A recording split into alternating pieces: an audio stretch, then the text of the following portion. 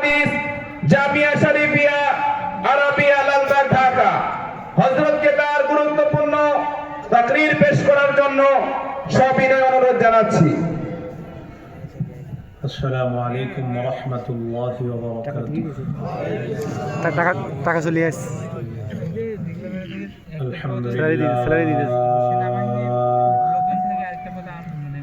আলহামদুলিল্লাহি কাফা ওয়া সালামুন আলা ইবাদিহিল্লাযীনা ইসতাফা। আম্মা বা'দু ফাআউযু বিল্লাহি মিনাশ শাইতানির রাজীম। বিসমিল্লাহির রহমানির রহিম।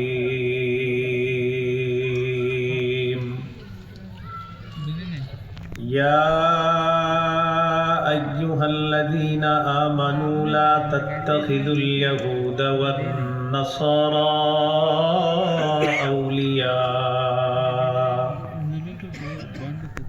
বা'দুহুম আউলিয়াউ বা'দ ومن يتولهم منكم فإنه منهم إن الله لا يهدي القوم الظالمين.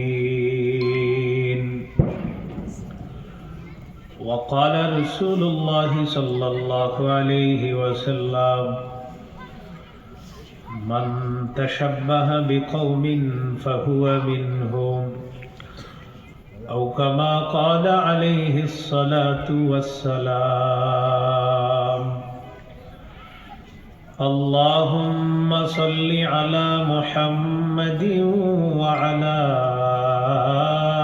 آل محمد كما صليت على إبراهيم وعلى آل إبراهيم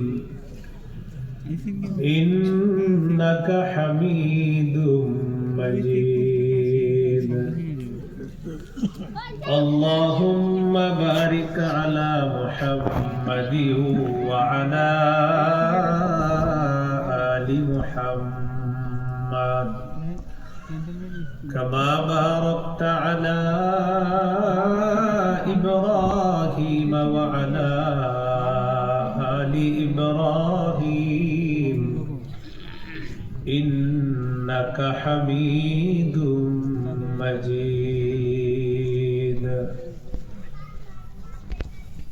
اللهم إني أعوذ بك من شر لساني ومن شر سمعي ومن شر بصري ومن شر مني.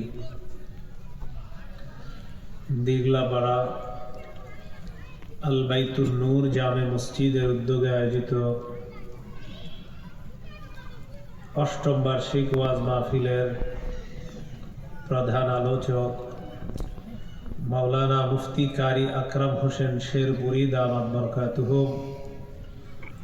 খতিব ঐতিহ্যবাহী মাই সাহেবা জামে মসজিদ শেরপুর। গুরুত্বপূর্ণ আলোচনা করবেন মাওলানা মুফতি মাজহারুল ইসলাম আবরারি, খতিব দিয়াবাড়ি জামে মসজিদ উত্তরা ঢাকা। হাফেজ মাওলানা মুফতি জহিরুল ইসলাম শাহপুরি, খতিব দমদমা চৌরাস্তা কেন্দ্রীয় জামে মসজিদ গাজীপুর। সভাপতি শাইখুল হাদিস মাওলানা মুবারক হোসেন, মুহতামিম বানিয়ার চালা জামিয়া ইসলামিয়া দারুল উলুম গাজীপুর। মাহফিল পরিচালনায় মুফতি নূরে আলম রফিকি, ইমাম খতিব আল বাইতুন নূর জামে মসজিদ দিগলাপাড়া, মুফতি মুবারক হোসেন, ইমাম খতিব বাইতুস সালাম জামে মসজিদ দিগলাপাড়া। সার্বিক সহযোগিতায় দিগলাপাড়ার তাওহীদি জনগণ ও যুব সমাজ। আরজ গুজার বীর মুক্তিযোদ্ধা মোহাম্মদ নাজিম উদ্দিন সভাপতি অত্র মসজিদ, মোহাম্মদ শরীফুল ইসলাম বাদল সাধারণ সম্পাদক অত্র মসজিদ, মোহাম্মদ আব্দুল জলিল অর্থ সম্পাদক অর্থ মসজিদ। ধন্যবাদান্তে আলহাজ মোহাম্মদ মাকসুদুর রহমান মুতাওয়াল্লি আল বাইতুন নূর জামে মসজিদ দিগলাপাড়া। উপস্থিত হজরত উলামায়ে কেরাম, মুসলমান ভাইয়েরা, আল্লাহ তাআলার দরবারে শুকরিয়া আদায় করছি। আল্লাহ আমাদেরকে এই মাহফিলে উপস্থিত হওয়ার তৌফিক দান করেছেন বলে আলহামদুলিল্লাহ।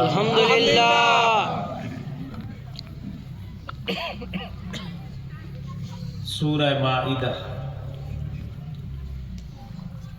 এই সূরার 51 নম্বর আয়াতে কারিমা তেলাওয়াত করেছি। আওয়াজ কমান ভাই, আওয়াজ একটু কমান। 6 নম্বর ধারা 16 নম্বর পৃষ্ঠা, সূরা মাঈদা 51 নম্বর আয়াতে কারিমা তেলাওয়াত করেছি। এই আয়াতে আল্লাহ তাআলা আমাদেরকে একটা বিষয় নিষেধ করেছেন। কোরআন যারা আমরা পড়ি, 4টি কথা মনে রাখতে হবে। বিশুদ্ধ উচ্চারণে কোরআন শিখতে হবে।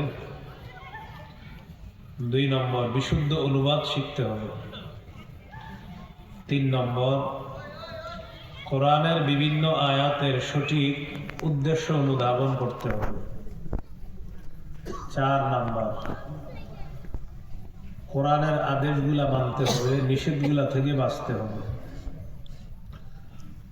সূরা মাঈদার যে আয়াত তেলাওয়াত করেছি, এই আয়াতে আল্লাহ একটা বিষয় নিষেধ করেছেন। অতএব এই নিষেধাজ্ঞা থেকে আমাদেরকে বাঁচতে হবে। সূরা মাঈদার 51 নম্বর আয়াতে আল্লাহ বলেন, ইয়া আইয়ুহাল্লাযীনা আমানু লা তাত্তাখিযুল ইয়াহুদা ওয়ান নাসারা আউলিয়া। হে ঈমানদারগণ, ইহুদি খ্রিস্টানদেরকে অভিভাবক রূপে গ্রহণ করো না। বাদুহুম আউলিয়াউ বাদ, তাদের একে অপরের অভিভাবক। ওয়ামান ইয়াতাওয়াল্লাহুম মিনকুম ফাইন্নাহু মিনহুম, তোমাদের মধ্যে যারা ইহুদি খ্রিস্টানদেরকে অভিভাবক রূপে গ্রহণ করবে, সে তাদেরই অন্তর্ভুক্ত হবে। যারা তাদেরকে অভিভাবক রূপে গ্রহণ করবে তারা জালেম। আল্লাহ তাআলা বলেন, ইন্নাল্লাহা লা